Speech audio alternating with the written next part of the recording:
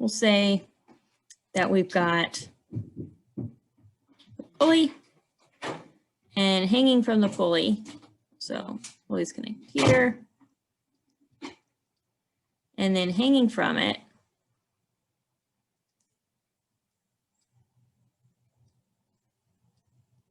is a bucket with mass MB. We'll say pulley has mass MP and radius R. Now, if we're given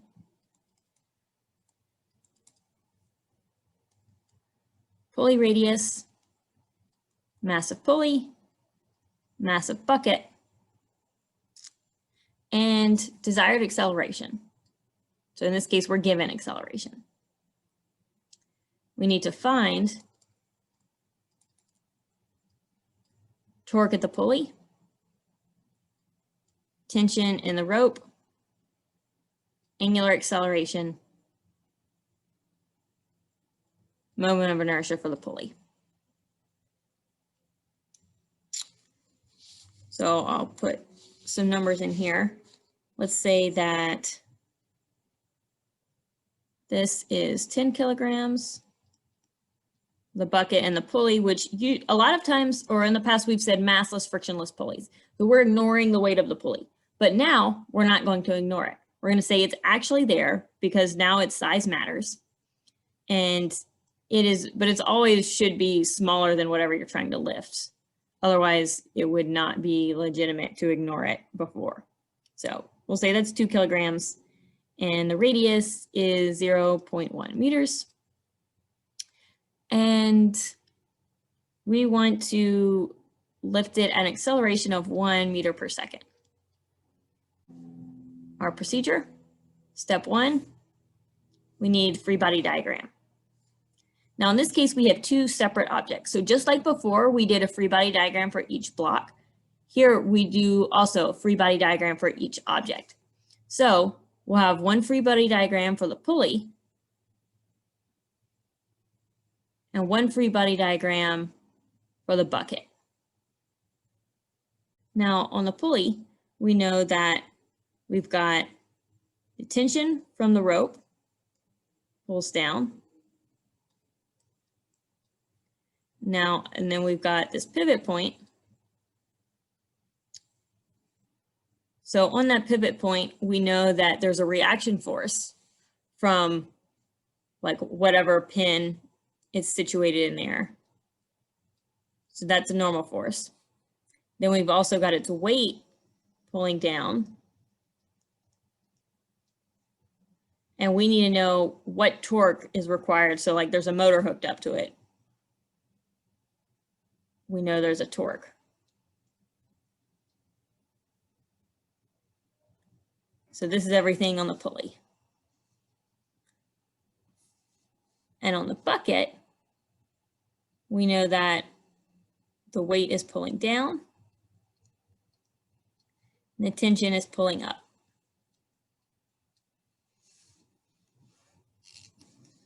So we can write the equations for each one. Say this is P and this is B. So we need a coordinate frame. Next, we'll put our coordinate frame at the center of the pulley because that point doesn't move. So that's X, that's Y,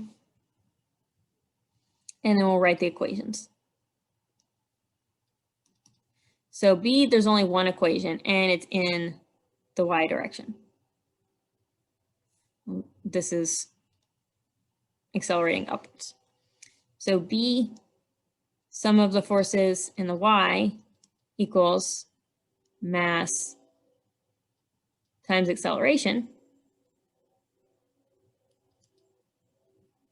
So that's going to be tension pulling up minus the weight pulling down.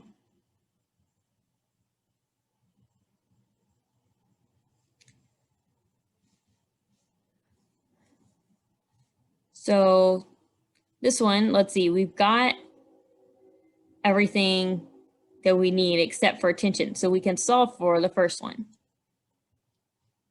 So we rearrange T equals MBA plus MBG. So that's going to be 10 times A, which is 1, plus G, which is 9.81. And this comes out to be is 108.1 for that.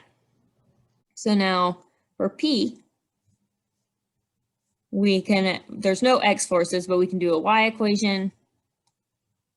Sum of the forces in the Y direction equals 0, which tells us that the normal force equals mass of the pulley times gravity plus the tension. So in this case, we don't really need to know what normal force is because the problem didn't ask for it. But if there was friction on the shaft of the pulley, then we would need to know normal force. So continuing, sum of the torques equals moment of inertia times alpha. We'll sum the torques around that point in the middle, because that's the fixed point of rotation.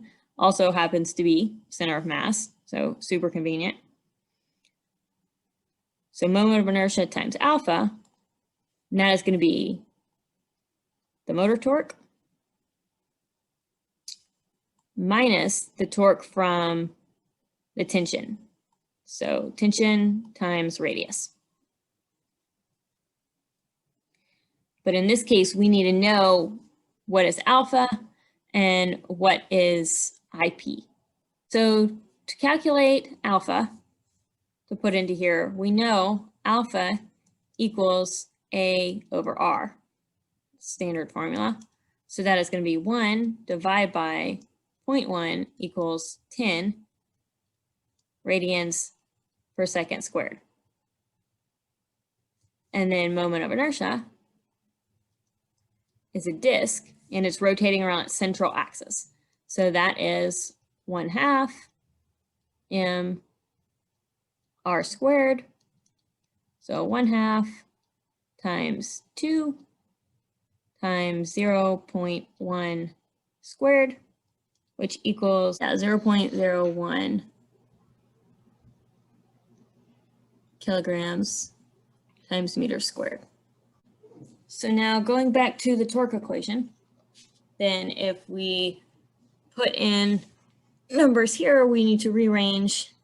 We'll get IP times alpha plus T times R, which is going to be 0.01 times 10 plus 108.1 times 0.1, which equals 10.91 Newton meters equals torque. And that is positive because it is counterclockwise. So what if the acceleration were negative instead of positive, how would that affect the tension and how would it affect the torque? What happens to tension if acceleration is negative? So most people said that it decreases, and that is correct. If we look at the tension equation right here, we know that tension equals mass times acceleration plus gravity. Well, if A is negative, then that will reduce whatever's inside of this parentheses. It will subtract from the gravity instead of add, which will decrease the total value that it calculates to. So decrease is the correct answer for number 1. Now, what happens to torque if acceleration is negative? So people are divided on this one. It looks like about half of people think it should increase and half of people think it should decrease. Well, looking down here at it, think about if acceleration is negative, then this IP alpha term is going to be negative. So that'll cause a reduction. but the tension is also going to be smaller. So then this part gets reduced too. So double reduction, torque is going to decrease.